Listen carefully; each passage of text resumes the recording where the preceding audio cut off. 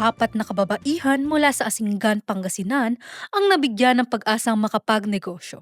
Ito ay sa ginanap na Oven of Opportunities, Women's Bread and Pastry Making, workshop sa Asinggan Municipal Auditorium kahapon ika-19 ng Marso. Pinangunahan ito ng TESDA Asinggan sa pakipagtulungan sa local government unit ng Asinggan. Ang mga kalahok ay mula sa iba't ibang sektor kabilang ang mga benepisyaryo ng 4Ps, Kalipi, civil society organizations, mga empleyado ng munisipyo at mga lokal na opisyal. Itinuro rito ang tamang paghahanda ng mga sangkap at paggawa ng iba't ibang produkto gaya ng pandesal, ensaymada at dinner rolls. Gumawa rin sila ng oatmeal cookies at iba pang pasalubong na maaaring pagkakitaan. Tumalo rin sa programa si Mayor Carlos Lopez Jr. at nagbigay ng mensahe ng paghihikayat na paunlarin ang kakayahan ng mga kababaihan at gawing kapaki-pakinabang.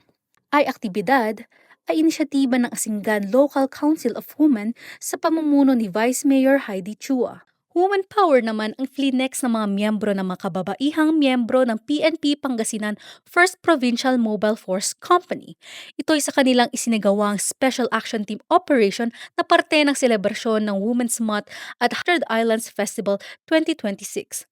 Ibinida nila rito kanilang mga tactical maneuvers na mahalaga para sa kanilang kahandaan at pagpapanatili sa seguridad ng publiko. Pagpapakita rin daw ito na ang pagkakaroon ng lakas ng loob, kakayahan at pagtalima sa tungkulin ay hindi nakabase sa kasarian.